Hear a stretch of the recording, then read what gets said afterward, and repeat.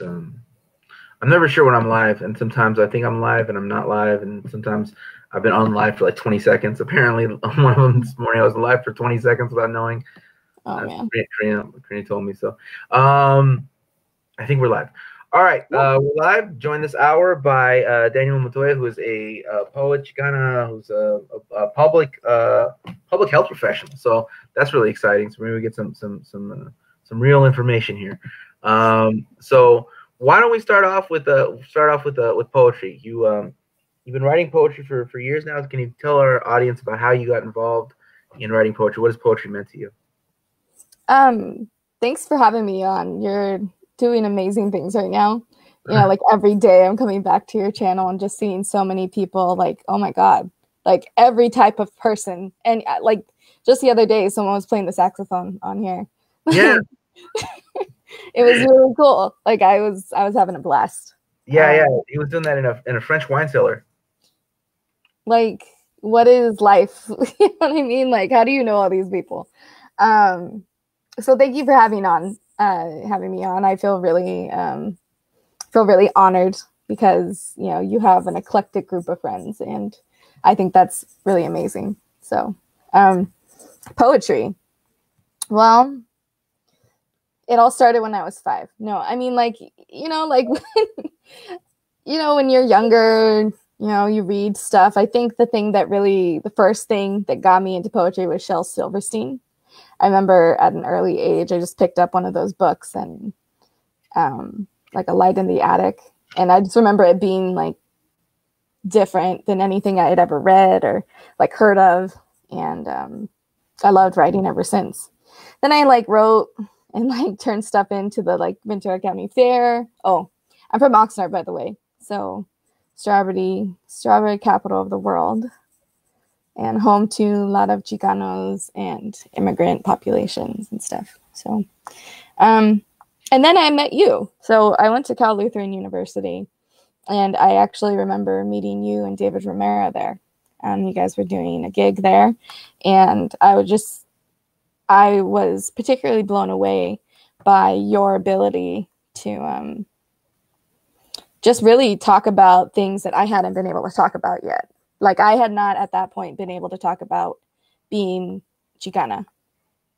I was writing about love. I was writing about feelings, but I was not yet writing about, you know, the essence. And I was young, you know what I mean? Like I was in my 20s, like early 20, you know? And so, you know, maybe age, but you definitely inspired that part of me for me to really dig deep and learn how to write about that. And little did I know, Fernando was actually there. Yeah. And I had no idea because I didn't meet him till later. Like I didn't meet him until like officially met him like a couple years ago. Yeah. Fernando Salinas was there in the building that day. That was wild. We actually had Fernando on not too long ago. That's cool. So yeah, so the Cal Lutheran start. So can you tell us a little bit about the event? It's kind of weird, like conducting these interviews. I pretend like I wasn't there, right? So tell the audience about David Romero. I mean, but you know, here it is. Tell the audience about David Romero. Who is David Romero, and why is he significant? It was not just him, but you. You know what I mean? Like you can't. It's not. It was. Who was Macedio and why? Yeah, no, it was both of you guys. I think.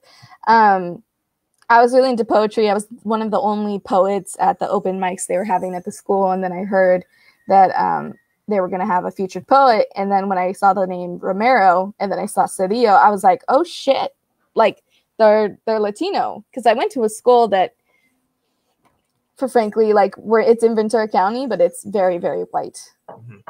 It's very, very white. So when I saw that some Chicanos were going to come, I think you're both Chicanos, but you guys were going to come to my school. I was like, what the fuck? Holy shit.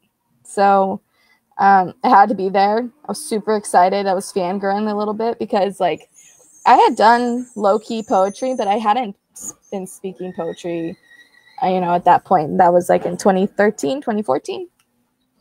And so ever since then, I've been really into it. And just hearing you guys go up there, you and David have both a very different style about talking about, you know, who you are and how you present yourself. Sorry, the garbage is going by. So David is more about unity. I remember his main poem, Enchiladas, you know what I mean? And to me, that's very much like unity, a little bit like Kumbaya, you know what I mean? And I like it. I really like the sense of like unity and let's all get along, let's all get together, let's, it's more of like a Marvin Gaye, like what's going on, but like let's work it out kind of shit. Yeah. Whereas you're like, fuck this, fuck that, fuck you, you know what I mean?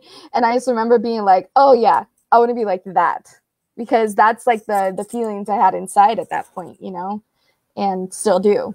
So, I definitely started following you guys a little bit closer, and obviously you following you, a lot more, closely, and seeing how you've progressed to the Mexican schools, and you have, your own like blog, website situation, and your books, and just, the workshops that I attended. Like, you really took off from there. But it really all started with you just saying it like it is. And that really inspired me to just be really open and frank with my poetry. And I'd be lying if I said that, I didn't take inspiration from your upfront style of, don't get me wrong, I don't have a whole poem that says, fuck you, fuck this, I love it. Like, I don't have that one. Yeah. I don't have that one. You cannot replicate that shit. But, I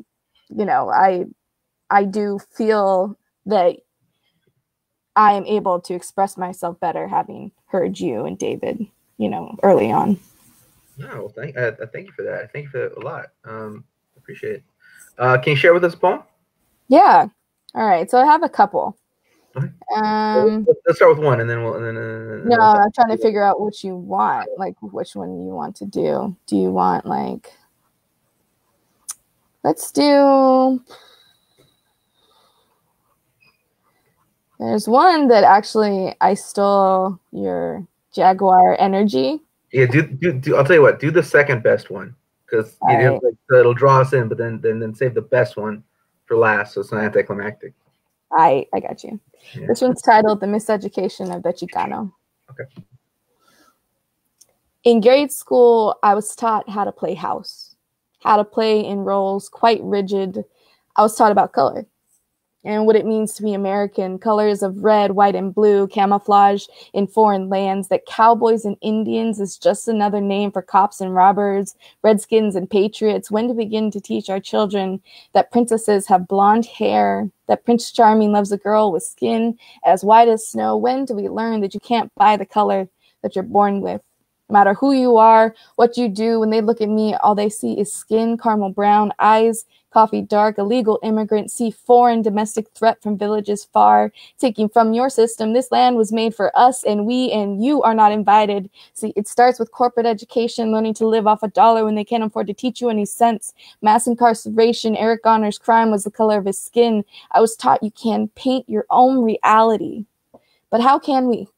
When the hands of our fathers are red, purple, blue, from picking damn berries, building their houses, fighting their wars, raising their children, bathed in tears of mothers who can't see their own kids, separated by borders and being told to go back to oppression, desert land, to cartels and hangings, to poverty propagated by farmers that live down the block. Monsanto doesn't deal in vegetables and pests, but poverty and pestilence.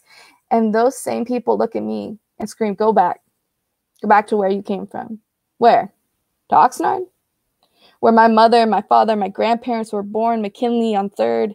See, we have lived and died on this land, the land of my forefathers, fighting a culture who created a border. And now we're told to go home? I am home. And if I could paint my own reality, I would paint it brown for the color of dirt, for tierra, for the color of skin that I have learned to love. Thank you. Oh, fantastic. That was great. That's fantastic. Wow. So that's quite different than what I remember you doing at Cal Lutheran. Yeah, it is. Because I was writing about love. Yeah. So I was writing about love. So what has been like okay, so forget me. what else has like inspired you to move towards like writing more like politically charged poetry? Like what have been some other inspirations? So, I think just becoming more conscious about my position in the world. I think as being, a Latina woman in academia, I didn't really have too many opportunities at the school to, really dive into the culture. There weren't that many Latinos in general. There weren't that many Latino women in science.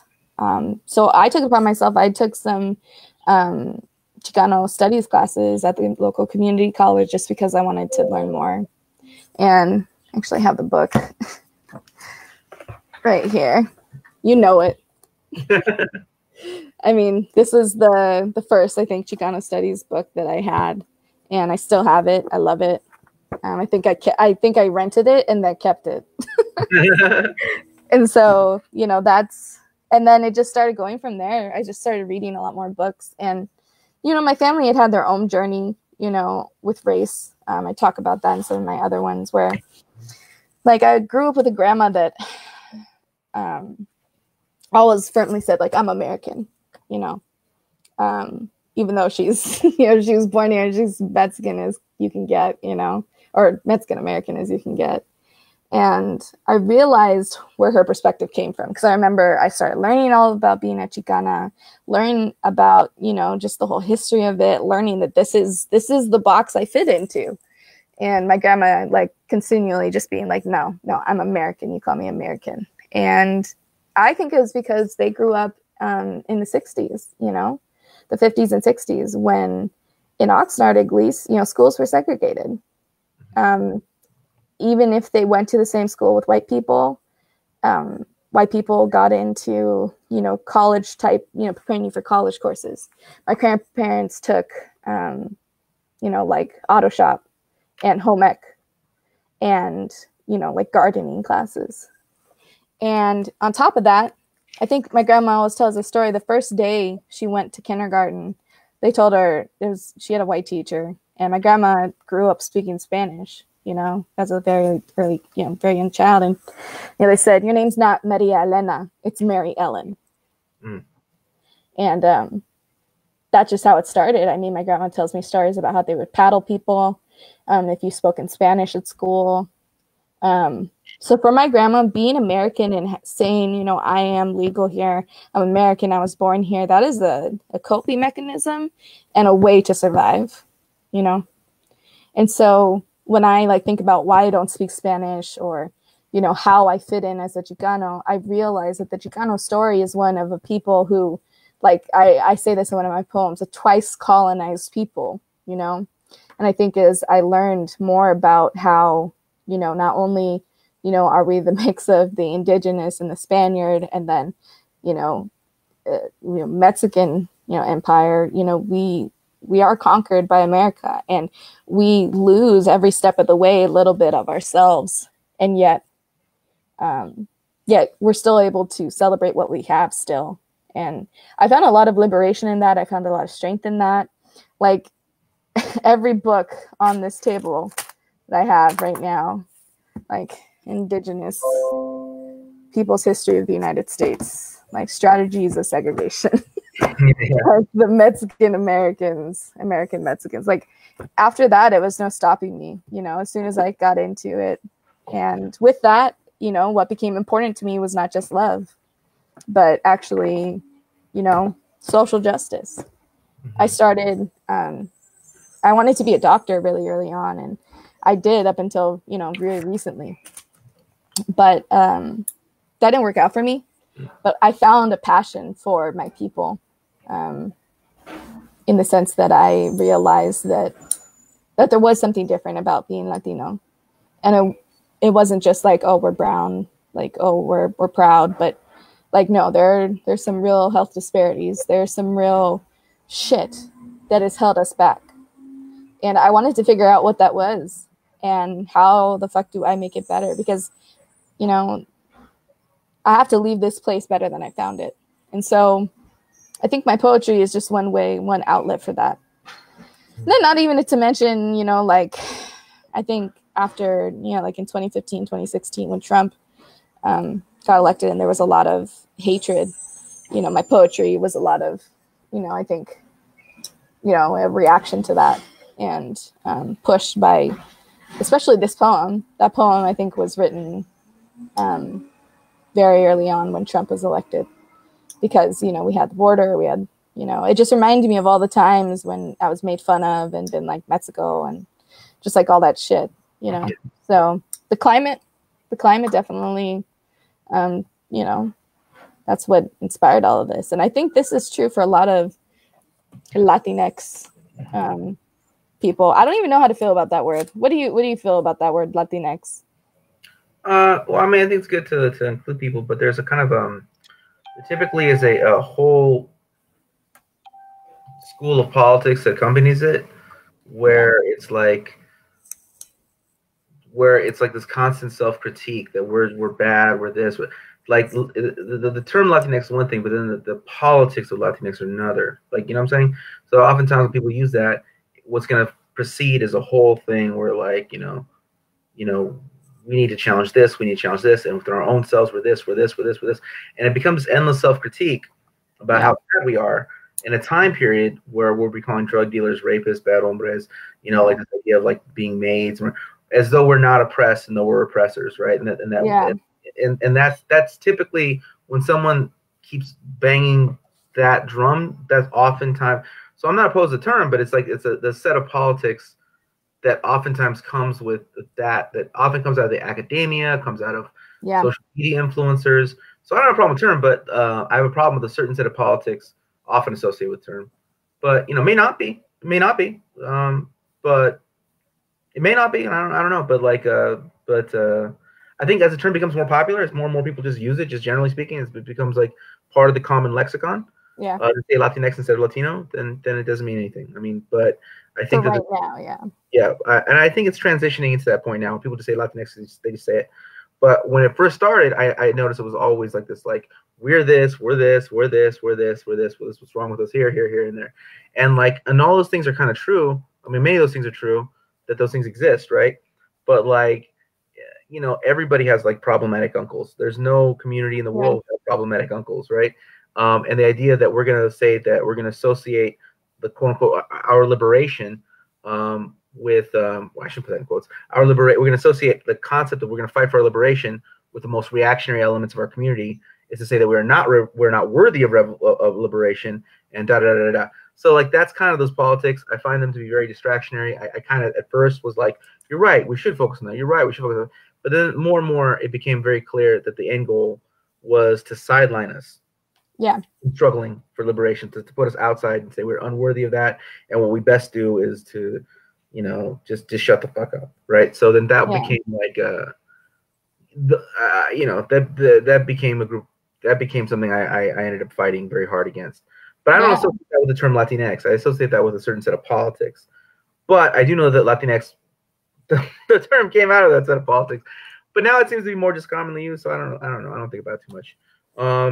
But I totally agree with you on all that. Like, I think there's something, I think you went through this. I think, you've talked about a couple social media influencers and stuff like that to use the term.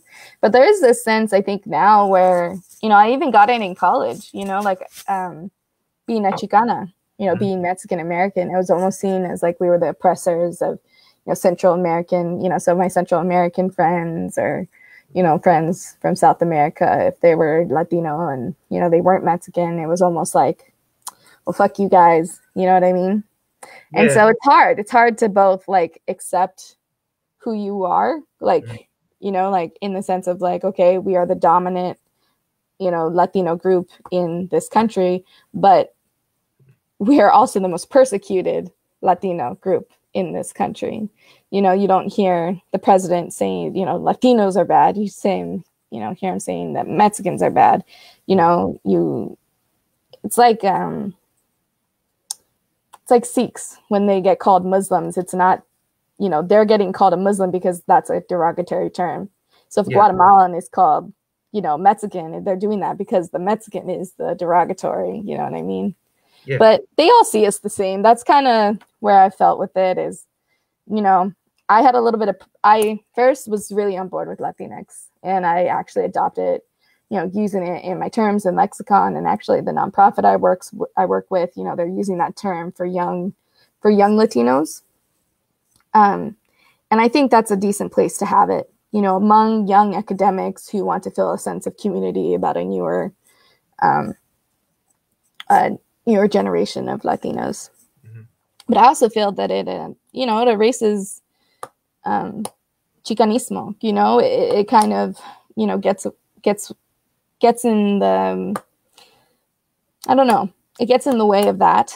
I think a little bit, because you're right. It's minimizing, that idea. Also, people hate the idea of Aztlan, and it just becomes a point of contention, I think. And you're right. It's the politics and the people who use that term in a politically charged way that are the ones that are like dealing with that. Right. And so I've transformed even in the past couple of years from using Latinx. And now I only really use that term if I'm talking about a gender neutral, because that's kind of where it's supposed to be used, right? Latinx is instead of the OA. So if I'm talking about a group of queer Latinos, I'll go ahead and use like queer Latinx. But other than that, I started using Latina, Chicana, Mexican, Mexicana, I think. And I also feel like, sometimes academics, we get out in our ivory towers and we don't actually talk to people. Like if I'm going to talk to my tias and my grandma about public health, I'm not going to be like, Latinx have the highest, density of poverty and blank, blank, blank. I mean, they're going to be like, Latinx qué? You know what I mean? Like it doesn't serve a purpose. And if in the sense when you're working on the ground, for me, in academia, sure. But if you're working with the people, only people who are going to know that is young people. And oftentimes that's not always the people we're working with. So if it doesn't serve me, it's out. And right now it's not serving me. So I'm kind of not using it. So generally speaking, I wouldn't refer to myself as Latino or Latinx or anything like that. I wouldn't offer that I wouldn't start there, right? That wouldn't be a place to start. I would start at Chicano, I would start Mexican, right? Even Mexican American, I don't really care. But like the idea of, I wouldn't really want to tie myself back to like Europe and Latin, but I'm also not like one of these people tripping. Like, call me a Latino. That's fine, whatever. And it's part Hispanic. That I don't like that. That I don't know, me neither. but because Hispanic's a political term. I mean, like, even though it means the same thing as Latino, it's a political term. So you call yourselves Latino, that just means that like, hey, whatever, I'm Latino, whatever, right? If you call yourself Hispanic, that means like, no, I'm Hispanic. I'm a Hispanic American. You can't treat me this way. I'm like. My roots are from Spain. How dare you? I'm European. I'm Hispanic. I have a proud culture. Here we Hispanics been here a long time. No, but that kind of thing, I wouldn't offer that. I wouldn't begin that way. I wouldn't be like, hey everyone, I'm Matt the Latino. I wouldn't start like that. But that's just me and my opinions, and I don't really care about people calling me Latino or whatever. If that's just like something that, if we can move the conversation along, it's whatever. But the thing about what you're describing though is this kind of anti-Mexican thing. I understand where it comes from with a lot of the Central American community. I get it. I mean, the Mexicans are a larger group, and there's been a lot of conflict, and there's just more. There's strength in numbers. But when you start to make it out to be something beyond that, beyond this, like, strength in numbers, and the fact that the Mexicans have like some inordinate power over the United States of America, or some position of power within the United States of America, now you're being absurd. Now you're being silly. That's not the case. I mean, the fact of the matter, and the idea that Chicano studies is dominating the American ideology, right, is also absurd. I mean, most people in this country have no idea how deeply Mexican so much of U.S. history really is. I mean, how deep. Oh, no. And so, like, the idea that we don't need less Chicano studies, we need more Chicano studies, and all this kind of anti-Chicano activity on college campus with the student groups could only lead to those student groups, which are supposed to be like, these supposed to be these expressions of Chicanismo, turning into something that would attack Chicano studies. That had to be fought, and individual people had to be fought, and individual people had to be embarrassed, and individual people had to go after, and I was definitely involved in that process, and I don't regret it. And if they see this and they want to start a fight again, we can do it again. We can do it again. We can do it, and you'll lose again. And it'll be much worse. 'Cause I'm a lot meaner now, and I have a team of people to make memes. So. Oh my God, that's for me. Honestly, the memes that came out of that whole situation with the Jaguar, like, I have not laughed longer. That still fucking cracks me up when I see the fucking, the little like meme where it's like the dudes in Jaguar suits with the little clubs and they're going after people. Like, that's every time I see that, I'm like, fuck yeah. I totally agree. And I think it kind of goes like transitions into like what I wanted to talk about today, and Cinco de Mayo, and just like what it means to be, American, but Mexican in today's society, like here in America. Like, what does it mean when you say I'm a Chicano? Like, first off, a lot of people don't even know what the fuck Chicano is. Like, you say that and that's like, or like my family's like, oh, that's a very old term. Like, you must be so funny because, they laugh. They're like, you went to college. Like, you're all revolutionary. Like, you're a Chicano. Yeah, Chicano. Like, that's my aunts and uncles, But, I think there's not too many that are days to talk about being Mexican in this country, than a day like this where Cinco de Drinko, sombreros, mustaches, all that's super common today. And I think we're moving away from a culture that accepts that. And at the same time, people really don't give a fuck. Like, people still just want to have their margarita mix and their Taco Tuesday and still hate us. Yeah. So, I was talking to some friends on Facebook today, and I had a post from like 3 years ago, just all this anger, like, fuck you if you, wear a sombrero and shit like that. I still feel that way. And I think, it's kind of, one of my friends said, like, my roommates are doing a Taco Tuesday, like, I don't know how to feel about that. I'm like, whatever. It's like, it goes back to the two types of way of thinking. Like, David be like, I love enchiladas. You should love enchiladas. I love tacos. You should love tacos. Yeah. Like, let's share the tacos. You know what I mean? Like, and then you have the other side of the coin where it's like, fuck you. You know what I mean? Like, fuck you, fuck your tacos. They're probably bad. You know what I mean? Like, so. I want to say something a little bit in David's defense, though, because he did say that if you make cheese enchiladas with flour tortillas, he says, fuck you. No. So, like, he is very specific about how the enchiladas are made. So I just want to, but we're going. Yeah, no. That's not to say he's all kumbaya and shit. I don't want to misrepresent him. He's definitely like an awesome dude. And, but in my mind, that's what I think of, it's like, it's the, loving, embracing, Mexican who's like, oh, let me share my family recipes with you and shit, in me personally versus, the more fuck you Chicana that's just like, I feel like my culture is a caricature, like my culture is becoming a caricature, or not becoming, it has been a caricature, and I'm tired of it. And then, of course, there are always comparisons made to, St. Patrick's Day. And then we start talking about how, the Irish were slaves. And yeah. And so then we get into those conversations, and then it becomes about, who is more oppressed, who deserves to feel oppressed, who deserves to feel wronged, who deserves to have a say in what people can do. And I think the point that I've come to is you can do whatever you want. Like, go for it. You want to do that? Go for it. But I'm not going to keep my mouth shut, and we're probably not going to be friends. Yeah. Like, you can do what you want. It's horrible.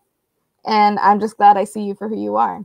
Right. Well, I mean, the truth is, like, at one point in time that, the Irish were oppressed, and that the fact that you're getting drunk and pretending you're Irish is a historical remnant of that oppression that existed back when. You're not getting drunk and pretending to be British. And I don't think alcohol rates in England are any lower than they are in Ireland. But that's why you're doing it. You're doing it because at one point in time, Irish people were dying in mass in Ireland. The English, were killing them, and then the Irish were being blamed for their own deaths, and I know. that's why you're getting drunk and pretending to be Irish. But that's true. But it's also true that Donald Trump didn't say Ireland is sending drug dealers and rapists. And we're talking about living in the world today. Yeah. That's not happening today. Nobody's saying Ireland, let's build a wall, to keep out the Irish. Fuck Irish people, Nobody's saying that. Yeah, that's what I mean. Nobody's getting elected president saying these things, right? So it's not it's not a part of our culture. It's not a part of the U.S. culture at the moment. Yeah.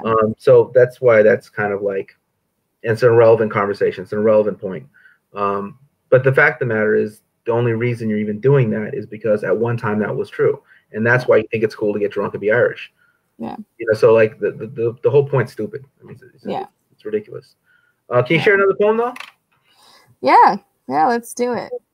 I think you were, I forgot what you were saying. There was something you said that was like really poignant to me, but I forgot what it was. And so I listened to a lot of Bob Marley when I was younger. I think a lot of people did, especially my age. And there's a song called Buffalo Soldier, and the quote is, or the song is, if you knew your history, then you would know where I was coming from. Then you wouldn't have to ask me, who the hell do I think I am? And that was really the inspiration for this poem, and it's called Jaguar Energy. So I did write this in the same time frame as everything that was going on with that. So thank you for that term. I could have killed them.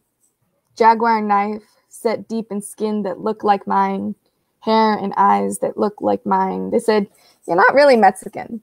I heard traitor. I heard Melinche. I heard pocha, because I didn't speak Spanish, that I didn't know the struggle, that I was second generation, that I didn't understand. And I'll give them that. I'll call out my privilege. I never had to translate for my parents. I didn't know the struggle of papers defining my existence, or fear that my freedom would be stripped because I was born on the other side of a man-made wall. But yet, I could have killed them. Pachuca style, hairpins in my bump. I fought tears and raised my voice. That I didn't know Spanish because my grandparents had the words hit, spit out of their mouths. Your name's not Maria Elena, it's Mary Ellen.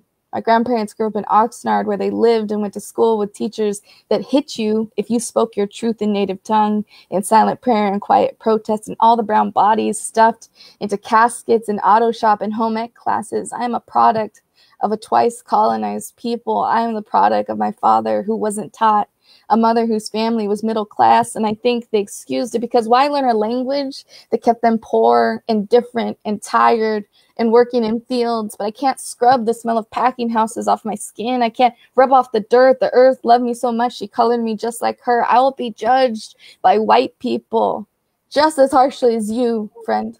If I'm not Mexican enough for you, do you really think I'm white enough for them? I will be executed with my mother tongue already removed. I don't relish in the fact that my R's trip over my teeth, or that words fail me at the corner store. But know your history. There's a reason I don't know Spanish, and it isn't all by choice. And so what? I'm not really Mexican. I'm me, chingona beauty and Chicana style, ni de aquí, ni de allá. I'm neither here nor there, nowhere. But here I stand, tongue cut, history still living, blood still pumping, sacrifice this blazing heart to your sterile gods. I stand a living resistance, a seed planted, skin kissed by the sun. May my ancestors forgive my tired traitor tongue, and may you hold yours. I like that. That's good. That's a good ending. So can you tell us a little bit about, before we do that, it really made me think again, your poetry, your poems made me think back to the story you told earlier about your grandma. And it seems like this isn't even like a Chicano experience. This isn't even like, this is a general human experience. Like, right. We all like seek this light at the end of the tunnel. We all seek the end of the journey. Right. Yeah. And so it seems to me, for you describing, the end of the journey for your grandmother was to become American. Fully fledged, I'm American, and that's not to be questioned. And I earned this. I worked hard to be American, and I am now American. And the kind of thing about that is you can't be unless you're born into it. Like, and like when my mom, when she describes white people, she calls them Americans sometimes. I mean, just kind of this tick. So does my family. Yeah. Yeah, it'd be like, he's an American guy. What does that mean? You're like, I'm an American guy. But so like that kind of you can't become something. You can. I mean, you can become, obviously you can become a doctor, you can become a lawyer, you can become an electrician or something like that. But you can't become this identity. I mean, it's something you're born into that people understand it to be. It's not something that there's no process of becoming that. So no, and there's nothing she can do that can convince the general population that she's American, because she can't become white. Like, that's just the end of it. I think we talk about a homogeneous society. That's what a lot of white supremacists want. They want the society where, the people, like the French are French, the French are white, and that's kind of what's happening all over the world. It's this you want this homogeneous ethnicity, in this race, and America's not that. And because of it, we have people like my grandma who, even though she was born here, even though her mom was born here, which I'm not saying that in the sense of like I'm better than somebody's family that like came, or their family is just immigrating. Like that's not what I mean. But I mean that my grandma, whose mom, it's not bound by logic. In California. It's not bound by logic. There's no logic. There's no. Yeah, I mean, my grandma's been to Mexico once in her life. Mm-hmm. Like, you know what I mean? Like, that kind of shit always makes me laugh when people are like, "What part of Mexico is your family from?" I'm like, bitch. Like, where's your family from? That's what I've started doing now. If a white person asks me, "Where's my family from?" I say, "Where's your family from?" But like before that, where were they from? But like before they came to America. Yeah. So what you said you're involved in or you were going to get your education in medical school, or you were looking to work in the medical profession as a medical practitioner. But I know along the way you started studying a lot of statistics. So what are some of the, I mean, there's a lot of these statistics of our health results being so low, but there's also these statistics of us not getting through medical school and becoming doctors and nurses, etc. So can you talk a little bit about what some of those statistics look like and why those two statistics might be related? Yeah. We had this conversation early on. As I wanted to apply to med school, I'm not in med school. I'm a public health professional. I'm going to be getting my PhD in healthcare policy and research, particularly in health equity, health disparities, stuff like that. But I wanted to go to med school, and I started looking up statistics because I'm neurotic like that. And I'm just like, okay, well, what chances do I have to get in? Like, what are the scores that Latinos get? And then I came across, the stats from 2015. They have it on the AAMC website, American Medical Association. And about 20,000 people apply to be doctors every year. Half of them are white men. So we can say the 20,000, they apply. Actually, excuse me, it's 40,000 that apply and 20,000 that get in every year. Okay. And of those 20,000, when it comes all the way down to it, I calculated, or you see it on the page. You can see I have that data somewhere. That out of all those people, only 175 of them were Mexican American women. Of 20,000 people who got into med school in 2015, 2016, only 200 or 175 were Mexican American women. And then you get a little bit higher. I think you get closer to 4 something for all Latina women, or excuse me, both men and women who are Mexican American. And then you go up. You're just saying it's 175 for the women and a total of 400, or around 400 for everybody. So that means the men are only making up, I mean, they're making up like 225. It's not like. No, it's very, very small amount. And we are the largest, Latino minority in this country. And if you want to go just Latinos, it's less than 4%. Yeah. Of all people who get into med school are Latino. So 20,000 people get into med school. Only 400 of which, around 400, let's say between 400 and 500, are of Mexican descent or Mexican Americans, Chicanos, Chicanx. Out of 20,000. Okay, so Mexican Americans by themselves, not including everyone else, make up about 10% of the United States. Yeah. And only. You want to do the number crunch? Let me do it. I'll do it really quick. Let's say it was 500. Let's just round up to 500 out of 20,000. I got the calculator thing up. I got it. All right, what percent is 500 out of 20,000? 2.5%. So 10% of the country, 2.5% of medical. Yeah, it's not good. And then when I looked at that, I actually used that statistics when I applied to med school. I said, there are more Mexicans in my neighborhood than there are going to be in medical school next year. And maybe that's why I didn't get in. I don't know. But I applied 3 times to medical school. You know, I did my darndest and I didn't get in. And I have my own personal beliefs about journeys and God and, you know, what that all means. But, you know, it's the truth. When you start looking at PhD programs, I think less than 1% of all Latinas have their PhD. 5% is graduate degree. And what that comes down to me is we are not creating a system that uplifts brown folks to put them in a position where they're going to get into a school. Because I'm a first generation. No one in my family went to college. No one in my family has ever done that. I had to figure this shit out by myself. And that is the case for so many people that I meet. If you're Latino, there's a great chance that your parents never went to college. But then when you talk to those same people in school, they're like, oh, my dad's a lawyer. My dad's a doctor. You know, my dad runs a business. My dad does this. My mom does this.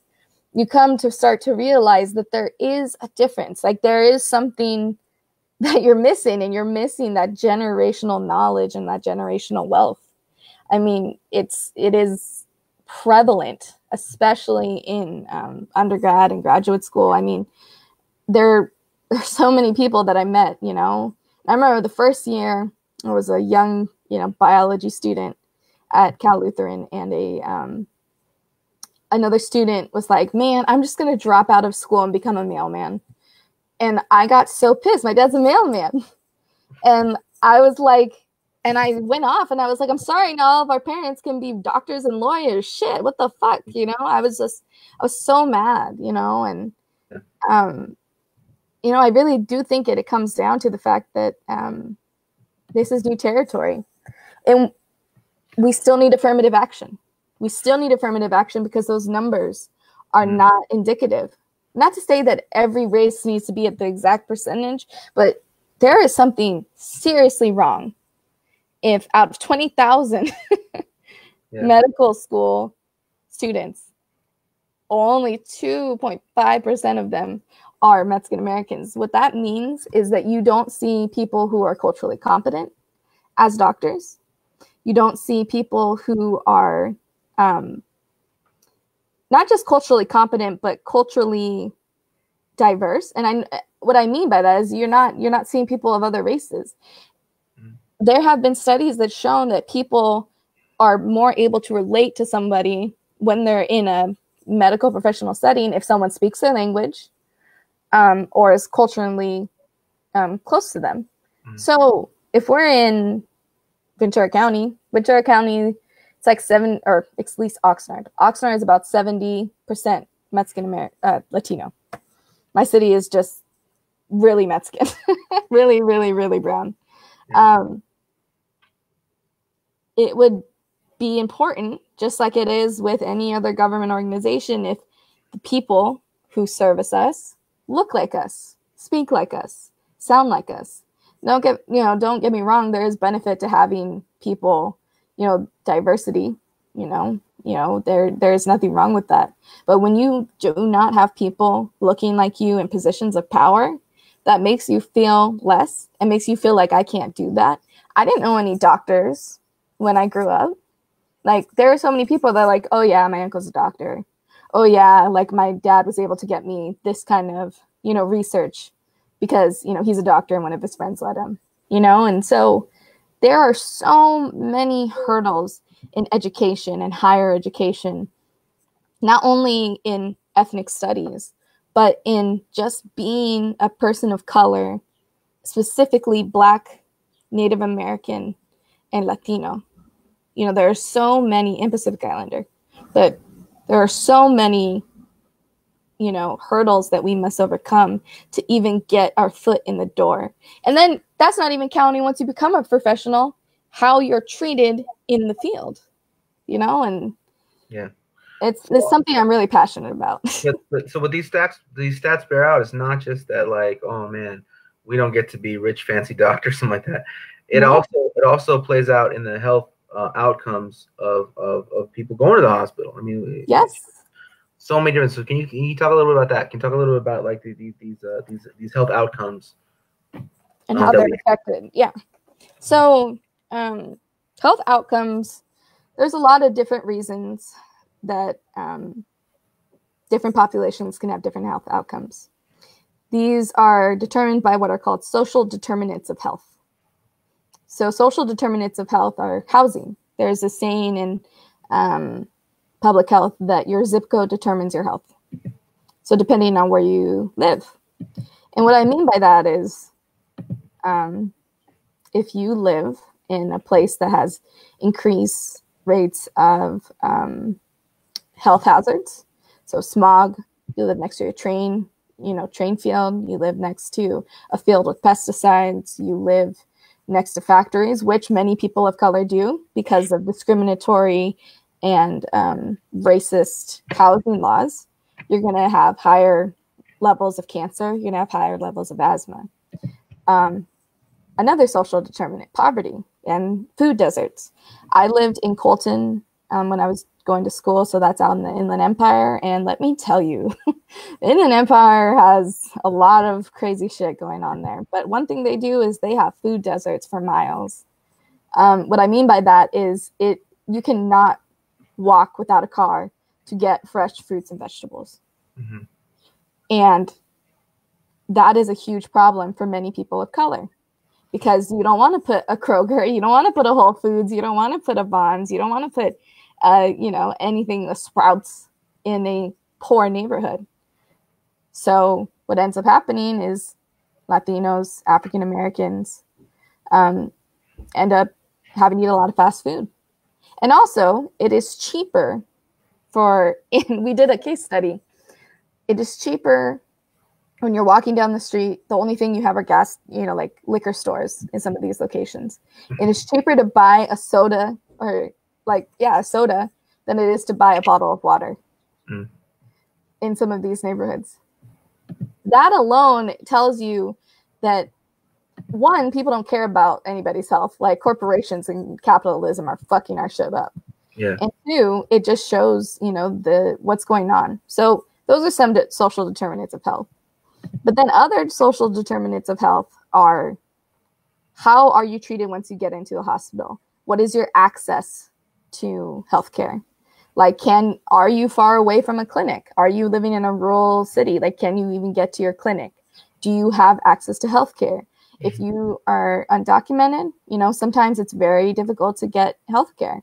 You're scared. You don't know if this doctor, is going to be safe. So you end up going to clinics that are well known in your area, but that causes an overload on the system where you have lots of people trying to get healthcare in one clinic, two clinics, and things get overlooked. You're not getting your checkups. You're not getting your teeth cleaned. You're not getting, physical checkups. You're only going when it's last case scenario.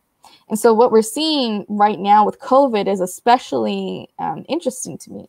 This is something before COVID. I've been passionate about this since I started learning about public health. And it seems like now everyone's talking about health disparities. And what you got to realize is that COVID didn't cause any of this. COVID revealed all of the health disparities that we have.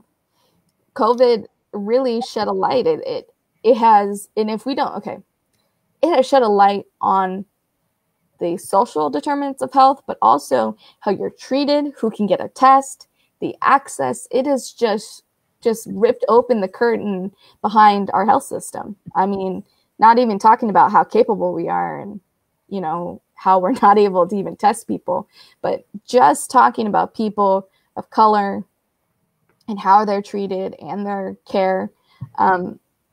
It's really bad out there. And it's not because, and I know we talked about the Surgeon General, it's not because we do not have personal, you know, will to, you know, to live right or to eat right. It has nothing to do with that. It is social determinants of health. It is the structure around you, where you live, your access, your economic status, all of that. That is what determines whether or not you're going to get healthy. That determines whether or not you're going to be able to get a test. You know, some of the reasons why a lot of our numbers are down, or why some, you know, for example, they're like, oh, there are no cases in San Bernardino. I'm like, that is bullshit. You know why I know that? Because there are no tests being given out in San Bernardino, because that is a high population of Black and brown people there. So this COVID situation, it is killing more Black people. It is killing more Latinos. It is killing a lot of Black people due to congestive heart failure, propensity to have diabetes. And that has more to do with diet, lack of access to food, health hazards. So that's like food deserts, cancer alleys. Yeah, like it's, I mean, in Oxnard, the biggest thing that we have here is pesticide issues. So we have huge immigrant communities, you know, working in fields with pesticides that are really fucked up, like organophosphates. Look them up. They just got banned, but then Trump is like, fuck you guys. So, you know, these companies want the biggest, the best fruit, and they don't even think about, like, I went to a protest in a city around here called Ojai, or not a protest, like a city hall. And they had pictures of dogs on, you know, big old posters and said, my dog got sick from these pesticides. Oh, what are we going to do? You know, protect us, protect our children. And not once, besides my friend who was on the panel talking there, not once did someone say, what about the people picking this food? How is that going to affect them? And I think right now about all the people who have, you know, have asthma, have COPD, have, you know, pulmonary issues because of their proximity to fields. I mean, there are high schools in fields here. And if you ever went outside, you would be in the midst of it. And so I would not be surprised if we in Ventura County, if we did a really deep study on it, we would probably see that a lot of farm workers are probably going to be hit hard. Yeah. Well, we're coming up in the hour. I really appreciate you joining us. Is there any like advice you have for people to stay healthy in this time? Yeah, I think staying informed is one of the best things you can do. And what I mean that, don't look into fear, but for example, in Ventura County, they're offering testing. And if you're an essential worker, you can go online and sign up for testing. So what I think I would suggest for everyone to do is, if you can, try to get tested, push and advocate for yourself, because no one's going to advocate for you but you. The corporations don't care about you. You know, your bosses don't necessarily care about you. And so you need to take your own health into your own hands, because the system is failing Black and brown people. So you need to advocate for yourself and your family. You need to stay aware of, you know, the realities of the situation. You need to keep wearing your masks. You need to wash your hands. You need to do all the things that they're saying, and don't just give up on this because we are, you know, because we're getting, you know, tired of quarantine.